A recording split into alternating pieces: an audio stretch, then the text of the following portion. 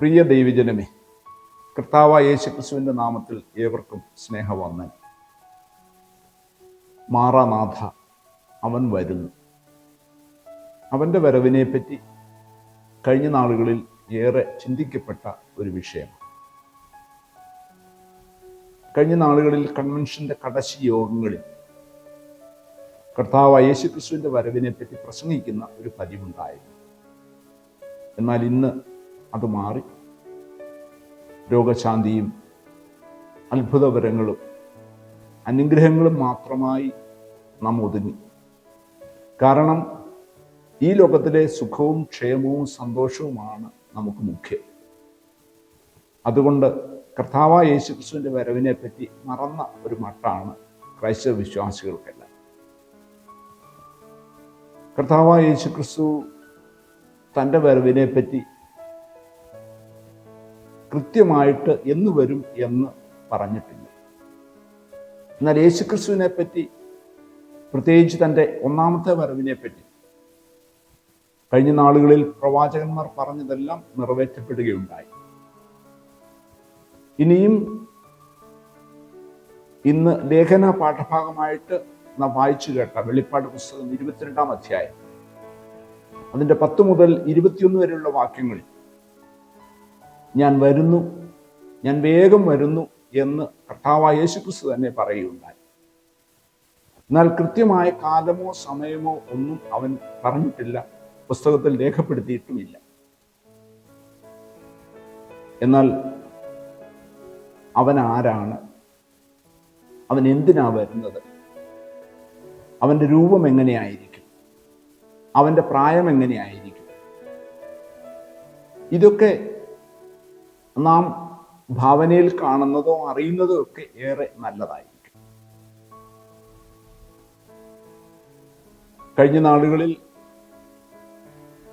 Convention പ്രസംഗങ്ങളിൽ തൻ്റെ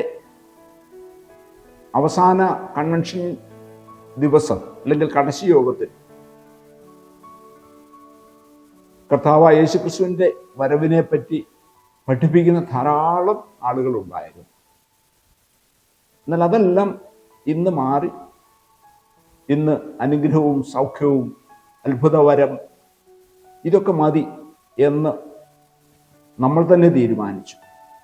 അതുകൊണ്ട് പ്രസംഗകരും അതനുസരിച്ച് അവരവരുടെ ടോൺ മാറ്റി പ്രസംഗിക്കുകയുണ്ടായി, അല്ലെങ്കിൽ പ്രസംഗിച്ചു കൊണ്ടിരിക്കുന്നു.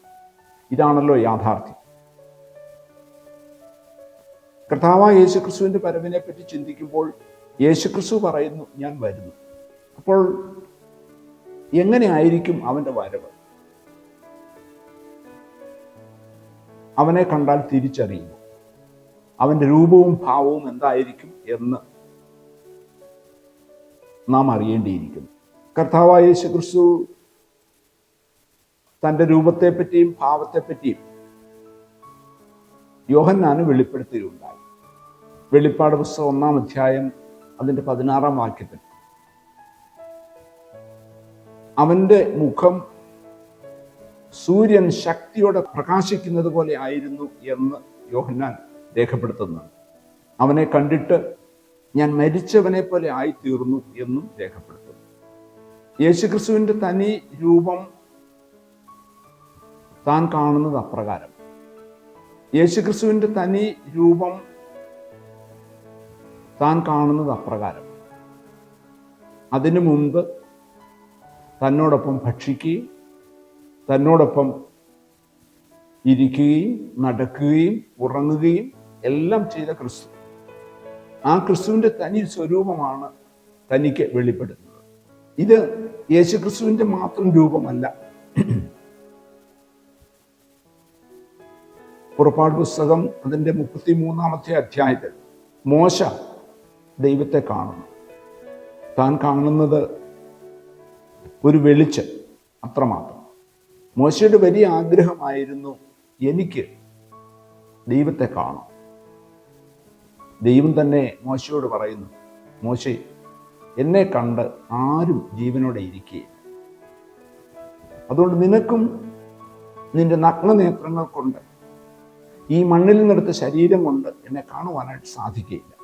അപ്പോസ്തലനായ പൗലോസ് ദമസ്കോസിന്റെ പടിവാതിൽക്കൽ യേശുക്രിസ്തുവിനെ കാണുന്നത് ഒരു വെളിച്ചം അവന് ചുറ്റുമീനി.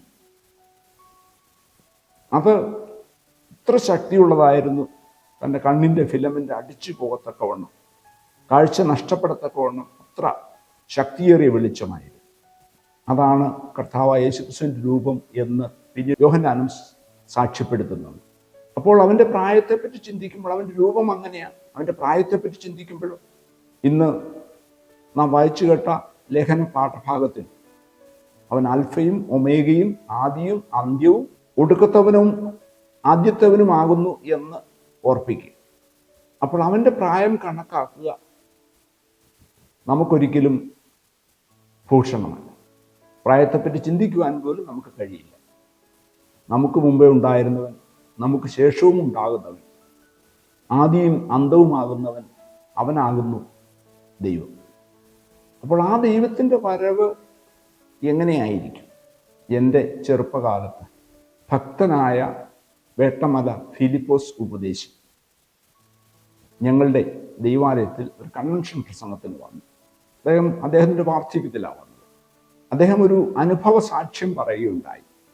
ഞാൻ കൊച്ചു കുഞ്ഞപ്പി ഉപദേശിയുടെ കൺവെൻഷൻ കേൾക്കാനായിട്ട് പോയി. കൊച്ചു കുഞ്ഞപ്പി ഉപദേശിക്ക് അറിയാമായിരുന്നു ഞാൻ പാടുമെന്ന്. എൻ്റെ യൗവനകാലം അവിടെ ഇരുന്നുകൊണ്ട് കുഞ്ഞപ്പി ഉപദേശി അവിടെ നിന്നുകൊണ്ട് പറഞ്ഞു,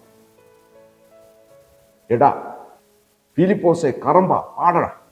അപ്പോൾ ധാരാളം പാട്ടുകൾ എഴുതിയിട്ടുള്ള വെട്ടമല ഫിലിപ്പോസ് ഉപദേശി ഇപ്രകാരം പാടി: നീതിസൂര്യൻ വരുമ്പോൾ തൻ പ്രഭയിൻ കാന്തിയാലൻ ഇരുൾ നിറം മാഞ്ഞിടുമെന്ന് രാജരാജ പ്രതിമയെ ധരിപ്പിച്ചിട്ടെന്നെ തൻ കൂടെ ഇരുത്തുമെന്നു വാക്കു തന്നതുപോലെ എൻ പ്രിയ രക്ഷകൻ നീതിയും സൂര്യനായി തേജസ്സിൽ വെളിപ്പെടുമേ. നീതിസൂര്യൻ വരുമ്പോൾ എൻ്റെ ഇരുൾ നിറം മാഞ്ഞു പോകും എന്ന് അദ്ദേഹത്തിൻ്റെ പ്രതീക്ഷയും പ്രത്യാശയും വിശ്വാസമായിരുന്നു. അപ്പോൾ യേശുവിൻ്റെ വരവ് എന്തിനു വേണ്ടിയാണ് എന്ന് ഒന്ന് അറിയുന്നത് ഉചിതമാണ്. ഇന്നത്തെ പഴയ നിയമ പാഠഭാഗത്തിൽ 2-ാം അധ്യായം 5-ാം വാക്യം, യെശയ്യാ പ്രവചനം 2-ാം അധ്യായം 5-ാം വാക്യം, അവൻ്റെ വെളിച്ചം ഇസ്രായേൽ ജനങ്ങൾക്ക് ലഭിച്ചുകൊണ്ടിരുന്നു. സുവിശേഷ പാഠഭാഗത്തിലേക്ക് വരുമ്പോൾ വെളിച്ചം ലോകത്തിലേക്ക് വന്നുകൊണ്ടിരുന്നു. ലേഖന പാഠഭാഗത്തിലേക്ക് വരുമ്പോൾ ശുഭ്രമായ ഉദയനക്ഷത്രമായിരുന്നു ക്രിസ്തു. അപ്പോൾ വെളിച്ചമായിട്ട് മാത്രമാണ് ക്രിസ്തുവിനെ ചിത്രീകരിക്കുന്നത്. ആ വെളിച്ചമാണ് ഇനിയും വരാൻ പോകുന്നത് എന്ന് ഓർപ്പിക്കുന്നു. അപ്പോൾ ശുഭ്രമായ ഉദയനക്ഷത്രം. നക്ഷത്രം ഒരു തീഗോളമാണ്. ഇന്ന് വിപണിയിൽ പല നിറത്തിലുള്ള നക്ഷത്രങ്ങൾ കാണാം, പച്ചയും മഞ്ഞയും വെള്ളയും. എന്നാൽ തീഗോളത്തിന് നിറം എന്തായിരിക്കും? അപ്പോൾ നമ്മുടെ ഇഷ്ടം പോലെ നമുക്ക് ഉയർത്തുവാനുള്ളതല്ല നക്ഷത്രം. ചുവപ്പ് നക്ഷത്രം കഴിഞ്ഞ നാളുകളിൽ പ്രത്യക്ഷപ്പെട്ടിരുന്നുവെങ്കിൽ അതാണ് യഥാർത്ഥ നക്ഷത്രം, തീഗോളമാകുന്ന നക്ഷത്രം. അതാണ് ക്രിസ്തു. അവിടെ ഓർപ്പിക്കുന്ന അവൻ ദാവീദിന്റെ പേരാണ്, ശുഭ്രമായ ഉദയനക്ഷത്രം. കഴിഞ്ഞ നാളുകളിൽ ഈ വേരിൽ നിന്നുകൊണ്ടാണ് പഴയ നിയമ ഭക്തന്മാരെല്ലാം കിളിർത്തതും വളർന്നതും ഫലം കായ്ച്ചത്. അതുകൊണ്ടാണ് ഭക്തനായ അബ്രഹാം പറയുന്നത്, ഇബ്രായ ലേഖനം അതിൻ്റെ 11-ാം അധ്യായം 10-ാം വാക്യത്തിൽ, ഞാൻ ദൈവം ശില്പിയായി നിർമ്മിച്ച അടിസ്ഥാനങ്ങളുള്ളതായ ഒരു ഭവനത്തിനായി കാത്തിരുന്നു. ക്രിസ്തുവിനെ കാണാത്ത അറിയാത്ത അബ്രഹാം പറയുക, ദൈവം ശില്പിയായി നിർമ്മിക്കുന്ന ഒരു ഭവനത്തിനായിട്ട്. യേശുവാണ് പറയുന്നത്, ഞാൻ വരുന്നത് നിങ്ങൾക്ക് ഭവനം ഒരുക്കുവാൻ വേണ്ടിയാണ്. എന്നാൽ അബ്രഹാം അതിനു മുൻപേ ദാവീദിന്റെ വേരായിരുന്നവൻ, ആ വേരിൽ നിന്നുകൊണ്ട് വേരിൽ കിളിർത്ത വളർന്ന അബ്രഹാം പറയുന്നു, ദൈവം ശില്പിയായി നിർമ്മിച്ച ഒരു ഭവനത്തിനായി ഞാൻ കാത്തിരിക്കുക. അപ്പോൾ ആ വെളിച്ചത്തിൽ നിലനിൽക്കുവാനാണ്, ആ വെളിച്ചമാണ് വരാൻ പോകുന്നത് എന്ന് നമ്മെ പഠിപ്പിക്കുക. എന്തിനു വേണ്ടിയാണ് വരുന്നത്? അവരവർക്ക് തക്കതായ പ്രതിഫലം നൽകുവാൻ വേണ്ടി. അപ്പോൾ ഒന്നാമത് തക്കതായ പ്രതിഫലം നൽകുവാൻ, രണ്ടാമത് ഗോപുരങ്ങളിലൂടെ നഗരത്തിൽ പ്രവേശിക്കുവാൻ, മൂന്നാമത് ജീവവൃക്ഷത്തിൽ അധികാരമുണ്ടാകുവാൻ, അവകാശമുണ്ടാകുവാൻ. ഈ മൂന്ന് കാര്യങ്ങൾ അവിടെ തന്നെ ഓർപ്പിക്കുക. അപ്പോൾ ദൈവം ശില്പിയായി നിർമ്മിച്ച ഒരു നഗരത്തിൽ പ്രവേശിപ്പാൻ, തക്കതായ പ്രതിഫലം പ്രാപിപ്പാൻ അവൻ വരികയാണ്. തക്കതായ പ്രതിഫലം നൽകുവാൻ അവൻ വരുമ്പോൾ, അവന്റെ വരവെങ്കിൽ നമുക്കത് ലഭിക്കുമോ എന്ന് ചിന്തിക്കേണ്ടിയിരിക്കും. അപ്പോൾ എങ്ങനെ അവന്റെ വരവിന് വേണ്ടി നമുക്ക് ഒരുങ്ങാനായിട്ട് സാധിക്കും? ഓരോരുത്തരുടെയും വരവിനെ നാം സ്വീകരിക്കുന്നത് പ്രത്യേകതയായിട്ടാണ്. ഓരോരുത്തരുടെ വരവിനും പ്രത്യേകതയുണ്ട്. പ്രതിപക്ഷ നേതാവിനെ സ്വീകരിക്കുന്നത് പോലെയല്ല നാം മുഖ്യമന്ത്രിയെ സ്വീകരിക്കുന്നത്. മുഖ്യമന്ത്രിയെ സ്വീകരിക്കുന്നത് പോലെയല്ല നാം പ്രധാനമന്ത്രിയെ സ്വീകരിക്കുന്നത്. പ്രധാനമന്ത്രിയെ സ്വീകരിക്കുന്നത് പോലെയല്ല നാം ബിഷപ്പിനെ സ്വീകരിക്കുന്നത്. അതുപോലെയല്ല നാം കൂലിക്കാരെ സ്വീകരിക്കുന്നത്. അതുപോലെയല്ല നാം മക്കളെ സ്വീകരിക്കുന്നത്. ഓരോരുത്തരെയും, നമ്മുടെ അടുക്കൽ വരുന്ന ഓരോരുത്തരെയും സ്വീകരിക്കുന്നതിന് പ്രത്യേകതകളുണ്ട്. കൂലിക്കാരൻ വരുമ്പോൾ അവൻ ജോലി ചെയ്യുന്നു, ജോലി ചെയ്ത് മടങ്ങിപ്പോകുന്നു, കിട്ടാനുള്ളത് വാങ്ങിക്കൊണ്ട് പോകുന്നു. എന്നാൽ മക്കൾ വരുമ്പോൾ അതുപോലെയല്ല. അവർക്ക് ഭവനത്തിലുള്ള സ്വാതന്ത്ര്യം. പ്രതിപക്ഷ നേതാവോ മുഖ്യമന്ത്രിയോ പ്രധാനമന്ത്രിയോ വരുന്നത് പോലെയല്ല നമ്മുടെ ബിഷപ്പ് നമ്മുടെ ഭവനത്തിലേക്ക് വരുന്നത്. എന്തൊരു ഒരുക്കമാണ്! ഒരുമിച്ചിരുന്ന് ഭക്ഷിക്കാം എന്നൊരു താല്പര്യം. അതിലുപരിയായിട്ട് അദ്ദേഹത്തിന് നമ്മളിലുള്ള അധികാരം, ഒരു ഭയവുമുണ്ട്, അതോടൊപ്പം തന്നെ ഒരു സന്തോഷവുമുണ്ട്. അപ്പോൾ ഓരോരുത്തരെയും സ്വീകരിക്കുന്നത് വ്യത്യസ്തമായിട്ട്. അപ്പോൾ കർത്താവായ യേശുക്രിസ്തുവിന്റെ വരവിനെ എങ്ങനെ നാം സ്വീകരിക്കും? ഇതൊരു ചോദ്യചിഹ്നമായി തീരട്ടെ എന്ന് ഞാൻ പ്രാർത്ഥിക്കും. അത് മാത്രമല്ല, നമുക്ക് ജീവവൃക്ഷത്തിൽ അധികാരം ലഭിക്കുവാൻ, അവകാശം ലഭിക്കുവാൻ. ഉൽപ്പത്തി പുസ്തകം ആരംഭമാണെങ്കിൽ വെളിപ്പാട് പുസ്തകം അതിന്റെ കൺക്ലൂഷൻ. വെളിപ്പാട് പുസ്തകം നഷ്ടപ്പെട്ടതിനെ തിരികെ ലഭിക്കുവാനുള്ള ഒരു മാർഗം എങ്ങനെയാണെന്ന് നമുക്ക് പറഞ്ഞു തരുന്നത്. ഉൽപ്പത്തി പുസ്തകം നഷ്ടത്തിന്റെ കണക്കാണ് പറയുന്നതെങ്കിൽ വെളിപ്പാട് പുസ്തകം നമുക്ക് ലഭിക്കാൻ പോകുന്ന ലാഭത്തിന്റെ കണക്ക് നമുക്ക് പറയുകയാണ്. ഉൽപ്പത്തി പുസ്തകത്തിൽ പാപത്തിൽ വീഴുന്നതും അതോടൊപ്പം തന്നെ അതിന്റെ വീണ്ടെടുപ്പിന്റെ പരിഹാരവും ദൈവം അവിടെ പറയുന്നുണ്ട്. സ്ത്രീയുടെ സന്തതി സർപ്പത്തിന്റെ തല തകർക്കും. അപ്പോൾ ആ സ്ത്രീയുടെ സന്തതി ആരാണെന്ന് വെളിപ്പാട് പുസ്തകം ഓർപ്പിക്കുന്നു. അവൻ ഉദയനക്ഷത്രം. ആ ഉദയനക്ഷത്രം ഇനിയും വലിയ വെളിച്ചത്തോടു കൂടി മടങ്ങി വരുവാൻ പോകും. ആ വെളിച്ചത്തെ സ്വീകരിക്കണമെങ്കിൽ, അല്ലെങ്കിൽ അവൻ നമ്മളെ മടക്കി കൊണ്ടുപോകുമ്പോൾ, ഇവിടെ ഓർപ്പിക്കുന്ന പോലെ ജീവവൃക്ഷത്തിൽ അവകാശമുണ്ടാകുവാൻ, അധികാരമുണ്ടാകുവാൻ നാം ചെയ്യേണ്ടത് അങ്കി അലക്കി വെളുപ്പിക്കുക. അപ്പോൾ കുഞ്ഞാടിന്റെ രക്തത്താൽ അങ്കി അലക്കി വെളുപ്പിക്കാത്തവർക്ക് അതിന് കഴിയുകയില്ല. ഏദനിൽ അതിന് പരിഹാരം നൽകിയതുപോലെ വെളിപ്പാട് പുസ്തകം അതിന്റെ പൂർത്തീകരണമാണ്. നഷ്ടപ്പെട്ട ജീവവൃക്ഷത്തിന്റെ ഫലം തിരികെ നൽകുന്ന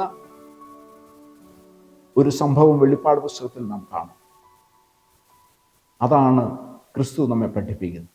അപ്പോൾ അവൻ വരുന്നത് നമുക്ക് നഷ്ടപ്പെട്ട് മടക്കി തരുവാൻ, നമ്മെ വീണ്ടും ആ ഗോപുരത്തിൽ പ്രവേശിപ്പിക്കുവാൻ, ഗോപുരത്തിലൂടെ നഗരത്തിൽ പ്രവേശിപ്പിക്കുവാൻ, അതോടൊപ്പം തന്നെ തക്കതായ പ്രതിഫലം തരുവാൻ, അവന്റെ വരവിനു വേണ്ടി നമുക്ക് ശ്രദ്ധയോടെ കാത്തിരിക്കാം.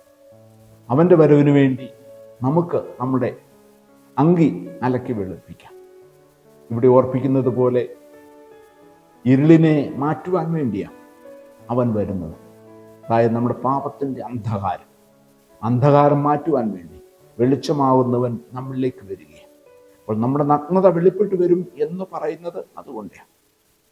അപ്പോൾ നഗ്നത വെളിപ്പെട്ട് വരുന്നത്, ആ വെളിച്ചം നമ്മളിലേക്ക് വരുമ്പോൾ, പാപത്തിൻ്റെ ഇരുൾ മാറിപ്പോകുമ്പോൾ നമ്മളുടെ എന്താണോ നമ്മുടെ അവസ്ഥ അത് വെളിപ്പെട്ട് വരും. അതാണ് ഏതിലും നമുക്ക് കാണുവാൻ സാധിക്കുന്നത്. അവർ ഓടി ഒളിക്കുക, അവരുടെ പാപം അവർക്ക് വെളിപ്പെട്ടു. ആ വെളിച്ചം കാണുമ്പോൾ പാപം വെളിപ്പെട്ടു, അവർ ഓടി ഒളിക്കുക. അപ്പോൾ ക്രിസ്തു വരുമ്പോൾ ഓടി ഒളിക്കുവാൻ വേണ്ടിയല്ല, നല്ല ദാസനെ നല്ല ദാസിയെ എന്നുള്ള വിളി കേൾക്കുവാൻ, സന്തോഷത്തോടെ അവനോട് ഓടിയെടുക്കുവാൻ നമുക്ക് സാധിക്കണമെങ്കിൽ ആ വരവിന് വേണ്ടി പ്രതീക്ഷയോടെ പ്രത്യാശയോടെ കാത്തിരിക്കാം. അതിന് സർവശക്തനായ ദൈവം നമ്മെ ഏവരെയും സഹായിക്കട്ടെ എന്ന് പ്രാർത്ഥിക്കുന്നു. ദൈവം നമ്മെ അനുഗ്രഹിക്കട്ടെ. പ്രാർത്ഥിക്കാം. സ്നേഹവാനായ ഞങ്ങളുടെ പ്രിയ ദൈവമേ, സ്വർഗ്ഗീയ പിതാവേ, ഞങ്ങളുടെ ക്രൈസ്തവ ജീവിതം അങ്ങയെ പ്രതീക്ഷയോടെ കാണുക. കർത്താവെ, അങ്ങയുടെ ഒന്നാമത്തെ വരവെങ്കിൽ യെരുശലേമിലൂടെ നടന്ന ഒരു ക്രിസ്തുവിന്റെ അവസ്ഥയല്ല, ഒരു നക്ഷത്രമായി ജ്വലിക്കുന്ന ഗോളമായി വീണ്ടും ഞങ്ങളിലേക്ക് മടങ്ങി വരുമ്പോൾ ഞങ്ങളുടെ പാപത്തിൻ്റെ അന്ധകാരം മാറി ആ വെളിച്ചമായി ശോഭിപ്പാൻ ഞങ്ങൾ രൂപാന്തരപ്പെടും, അങ്ങയോട് ചേരും എന്ന് ഞങ്ങൾ പൂർണ്ണമായിട്ട് വിശ്വസിക്കുന്നു. കർത്താവ്, കാലങ്ങളും സമയങ്ങളും ഞങ്ങൾക്ക് പറഞ്ഞു നൽകിയിട്ടില്ല.